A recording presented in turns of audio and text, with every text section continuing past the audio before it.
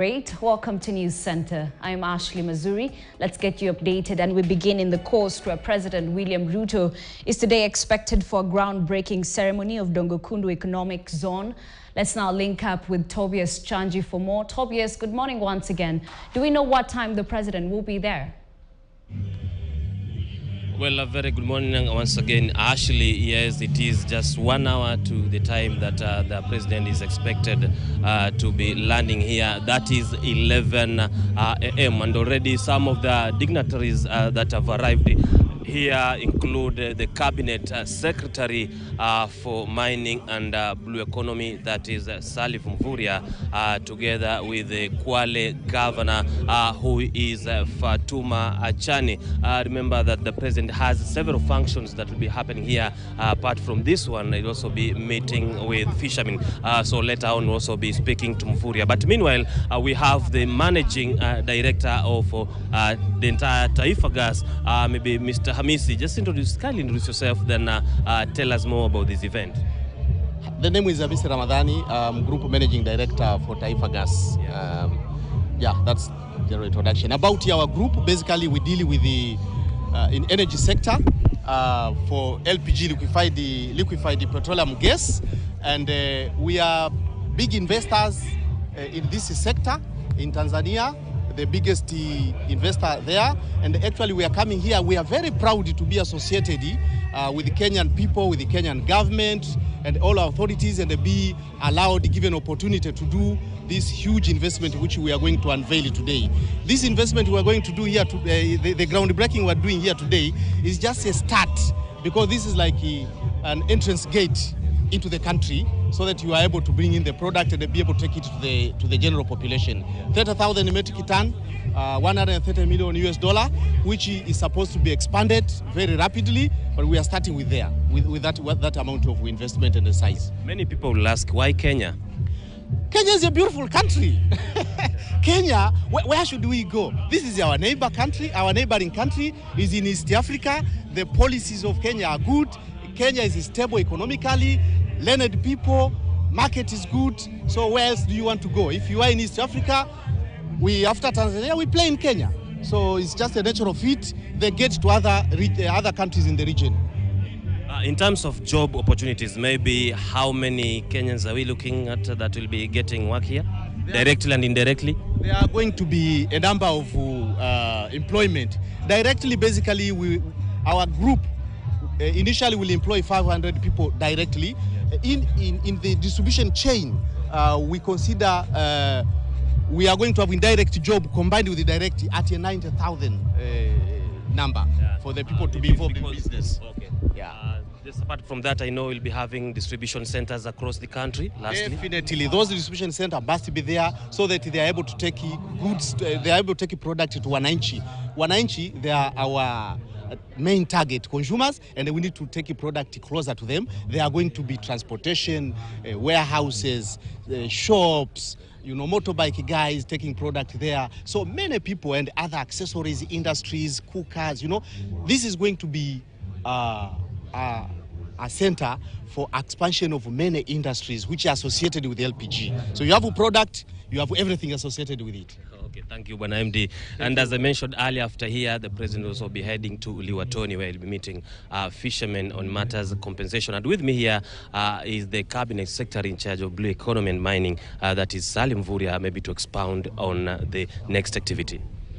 Yeah, thank you very much. Maybe before I talk about the other activity for this afternoon, I want to say that the launch of Taifa Gas here today is very significant, because this special economic zone is an investment space, and therefore the launch here will be able to open a lot of opportunities for other investors to come in, because then they will now believe that the special economic zone is real.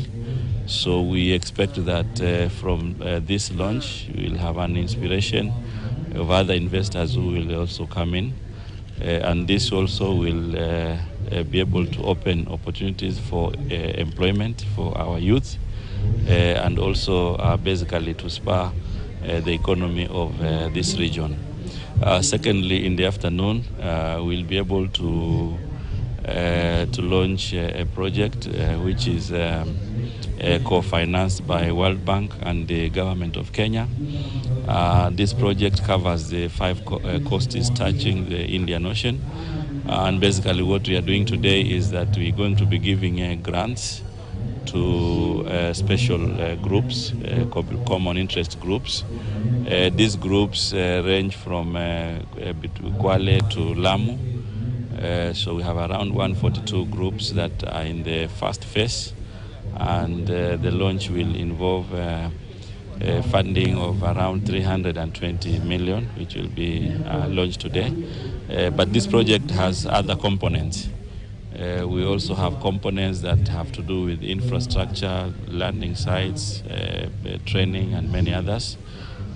So these are programs that really target fishermen so that we are able to uplift their livelihoods, but also make fisheries as a business. So I think today His Excellency the President will be having these programs, and we thank him for funding time because these are the kind of things that will inspire the economy of our region.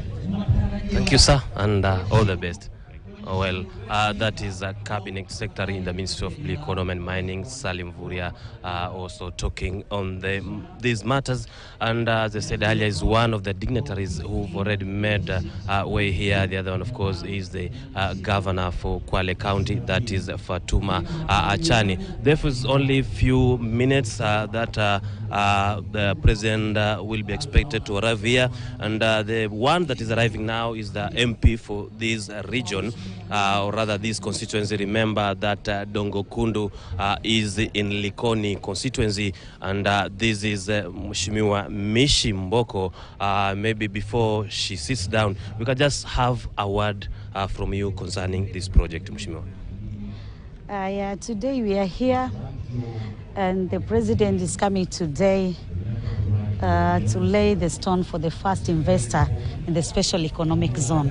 Special Economic Zone is a big project which will attract so many investors just within Africa and even outside Africa. So we're expecting so many investors to come to this area of Dongo Kundu, which is under Likoni constituency.